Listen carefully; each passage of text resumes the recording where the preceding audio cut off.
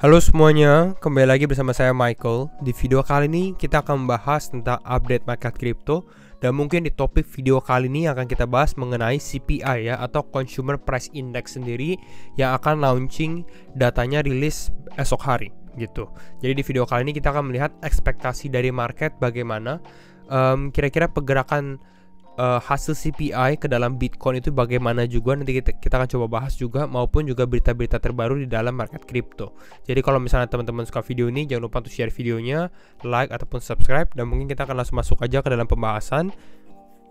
Untuk hari ini kita bisa lihat Bitcoin sedikit mengalami penguatan 0,6%, nggak terlalu signifikan, tapi kita sempat membahas bahwa potensi Bitcoin ke area zona yang kita bahas ya di analisa teknikal di video sebelumnya. Nanti saya akan update lagi. Ethereum di level 1332, sedikit mengalami penurunan. Altcoin mix gitu ya, ada yang naik ada yang turun. XRP mengalami kenaikan yang cukup signifikan 6,2%. Tapi kalau teman-teman XRP dalam beberapa hari terakhir, pada saat altcoin itu naik, XRP ini nggak mengalami kenaikan, dan ini pertanda cukup bullish kalau saya rasa ya untuk XRP sendiri.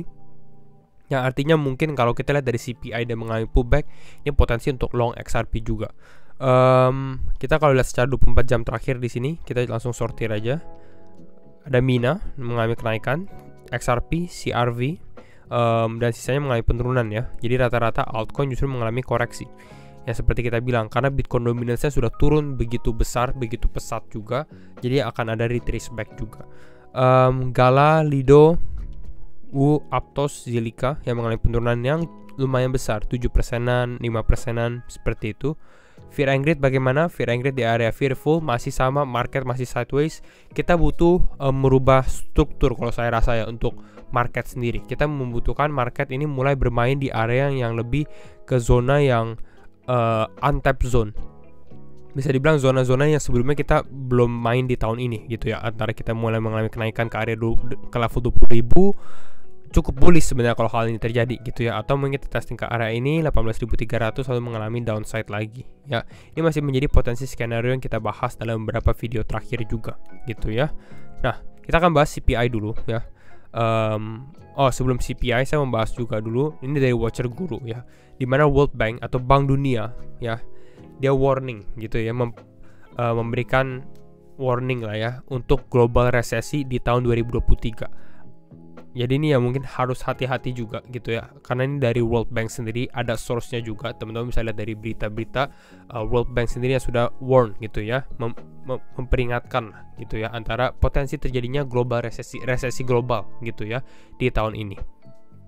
Walaupun kalau kita lihat dari secara CPI, inflasi gitu ya. Nah, kalau teman-teman tanya nih, kapan nih CPI gitu ya? CPI itu kalau kita dari sini jam Bangkok ya.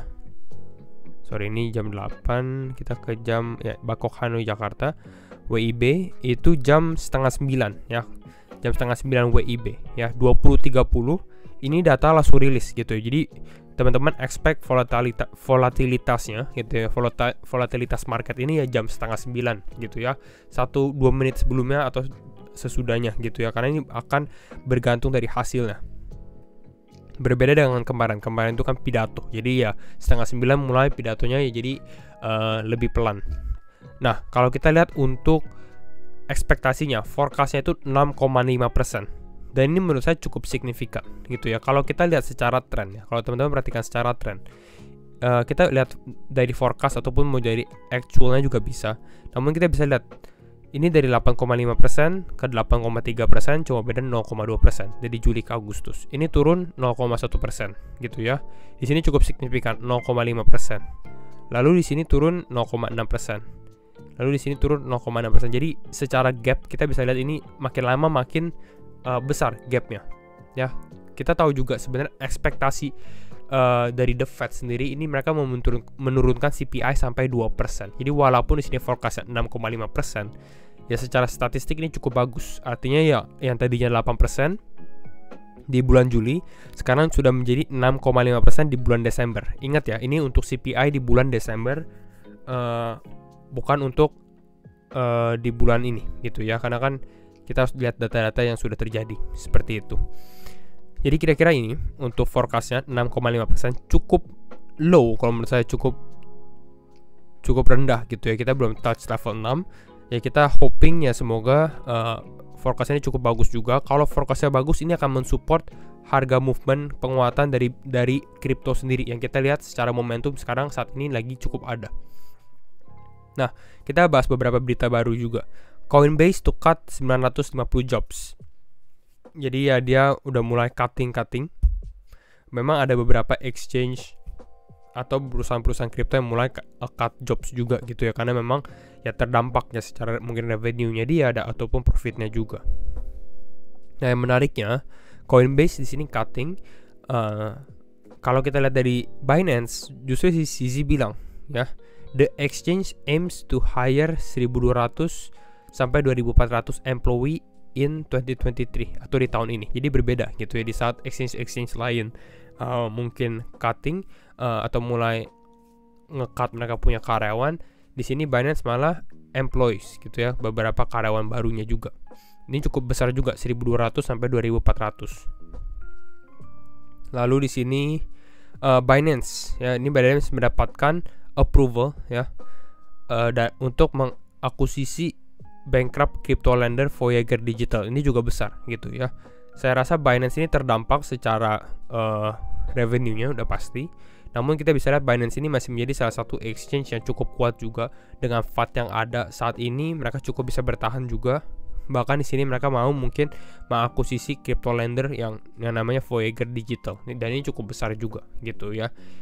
Kita nggak tahu, tapi kalau kita lihat dari Binance, movement dari Binance seperti ini, yang kita takutkan adalah dia mulai memonopoli seluruh market kripto gitu ya. Ini yang gak bagusnya gitu ya. Kalau tiba-tiba seluruh market kripto ini dikuasai oleh Binance, market share exchange lain ataupun ya crypto lender juga di sini, ya cukup berbahaya gitu ya kalau dimonopoli. Tapi hopefully nggak, ada beberapa exchange lain memang cukup menjadi saingan juga. Next kita lihat juga. Nah, ini kita lihat secara sentimen ya. Kalau kita lihat secara sentimen, kita lihat, are we heading into disbelief? Nah, apa itu disbelief? Disbelief ini adalah ketidakpercayaan terhadap price action dari market atau movement dari market. Kenapa saya bilang seperti itu? Kembali lagi, ini menjadi cheat sheet yang benar-benar ada psikologi efek ke dalam kita juga gitu ya. Pertanyaannya adalah kita sekarang berada di dalam mana? Apakah kita di dalam anger atau kita berada di dalam depression? Ya, saya bilang dua hal ini. Kita lagi berada di antara anger ataupun depression. Kalau kita lagi di dalam anger, artinya ini kita mungkin mengalami kenaikan lagi, lalu masih ada mungkin final dump lagi atau penurunan lagi terjadi. Namun kalau sekarang kita lagi di depression, mungkin kenaikan yang ini gitu ya, ini adalah disbelief rally gitu ya. Di saat orang-orang nggak percaya, wah ini akan mengalami kenaikan lagi. Kenapa? Karena ya sudah sering naik, turun lagi, naik, udah pump, di dump lagi, terus menerus seperti itu. Jadi orang-orang lihat, wah ini kenaikan ini ya mau nggak mau ntar akan turun lagi seperti itu. Nah, makanya di sini pertanyaannya, apakah kita masuk ke dalam disbelief phase gitu, atau fase orang-orang yang nggak mulai percaya bahwa market ini akan mulai mengalami kenaikan atau bahkan menembus optimism lagi gitu ya. Maksudnya pada saat market mengalami kenaikan, bull market lagi, orang-orang udah mulai lose hope gitu. Memang cukup berat juga kalau kita lihat dari secara sentimen atau psikologi market crypto di tahun lalu juga. Hopefully sebenarnya di tahun ini kita mulai ada pergerakan yang cukup positif juga untuk semuanya gitu ya. Jadi kira-kira ini yang kita bisa lihat dari psikologi market cycle-nya. Dan next up kita lihat juga, ini new news ya, berita baru. FTX has recovered over $5 billion in cash and cryptocurrency. Ini cukup bagus, tapi pertanyaannya adalah, ini $5 miliar di cash dan cryptocurrency dibuat apa? Ya, mereka sudah mendapatkan 5 miliar tersebut, tapi buat apa gitu? Apakah untuk customer loss? Karena saya rasa itu menjadi prioritasnya gitu ya. Kalau customer yang memang terdampak, lebih baik langsung dibalikan fundnya mereka gitu ya. Mungkin menggunakan presentase atau bagaimana gitu. Nah, jadi kira-kira itu. Dan sekarang kita akan langsung masuk aja ke dalam analisa technical market crypto, khususnya menjelang CPI yang biasanya cukup volatile gitu ya. Kita ke time frame 4 jam. Kembali lagi, ini disclaimer on and do your own research, karena setiap keputusan tetap di tangan teman-teman. Nah, sedikit yang kita mention dari update yang kemarin, kita bisa lihat secara skenario ini masih play out gitu ya. Ini sekarang Bitcoin berada di area liquidation area. Liquidation area ini apa? Ini bisa dibilang sebagai supply zone gitu ya. Kenapa saya namakan liquidation area? Karena ini adalah cukup banyak liquidation yang terjadi di area ini gitu ya, dimana orang-orang banyak taruh order di area ini ataupun likuidasi price-nya dia di area tersebut gitu, 17.500-an, 17.400 sampai 17.500. Nah, sekarang bagaimana? Kalau sekarang tendensinya memang logically speaking kita lihat dari sini pada saat dia mengalami kenaikan ini cukup lumayan signifikan gitu ya, kenaikan di sini ya untuk Bitcoin mulai dari awal tahun. Kita lihat dari sini mulai dari awal tahun rally-nya, walaupun rally-nya belum dikatakan besar, tapi kita dari awal tahun ini sudah naik sekitar 5% gitu ya. Kalau kita lihat seperti ini, yang saya menunggu adalah sebenarnya sedikit mengalami pullback ya. Pullbacknya kemana ya? Pullbacknya mungkin ke area kisaran level 16.900. Maka di sini saya menjadi zona mungkin ya, pullback zone untuk Bitcoin. Nah, di sini kembali lagi ini disclaimer on, belum tentu terjadi juga sebenarnya pullback seperti ini, tapi saya rasa ini cukup masuk akal dan cukup sehat kalau misalnya market ini mengalami pullback setelah dia mengalami impulsive wave yang cukup lumayan besar gitu ya. Kalau di sini mungkin bisa terjadi pullback dulu, nah sebelum mengalami penurunan gitu ya. Dan mungkin ini akan dipercepat dengan hasil CPI juga. Kita nggak tahu hasil CPI bagaimana. Kalau misalnya hasil CPI buruk gitu ya, ternyata buruk, bisa jadi market langsung mengalami penurunan yang cukup besar juga gitu ya. Kalau kita lihat hasil CPI di sini kan 6,5%. Anggap actualnya 6,8% seperti itu. 6,8%. Ya mungkin market langsung mengalami penurunan gitu ya. Baru ada reaksi, baru biasanya akan ada reaksi sedikit positif lagi seperti itu. Karena biasanya market turun gitu ya. Kalau turun fake out untuk mengalami breakdown, terus mengalami positif trend lagi, atau fake pump baru mengalami breakdown seperti itu. Nah, tapi itu kembali lagi, itu disclaimer on, dan itu harus dipantau sekali karena itu sangat-sangat high risk juga, apalagi kalau teman-teman yang mentradingkan di area hal itu.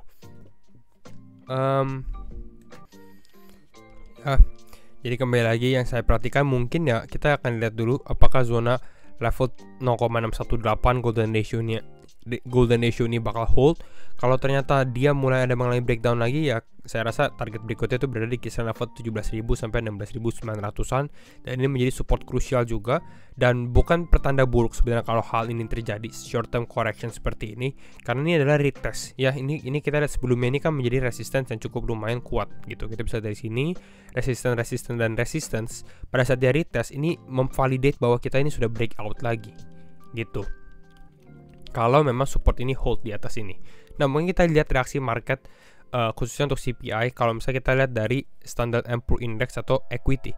Karena ini biasanya juga akan mengalami hal serupa gitu ya. Kalau kita dari equity saat ini mengalami pump gitu ya, bukan pump sih, tapi kenaikan gitu ya. Mengalami kenaikan positive trend. Kalau kita lihat juga, kalau misalnya CPI terjadi, saya rasa mungkin testing ke area hal ini, resistance line ini pun juga cukup masuk akal juga seperti itu ya. Walaupun sebenarnya yang kita butuhkan, kalau saya rasa adalah ini kita harus break out dari area ini, this area. Kenapa? Karena kita bisa lihat ya, kalau kita lihat secara long term time frame ya, ini kita sudah testing berapa kali?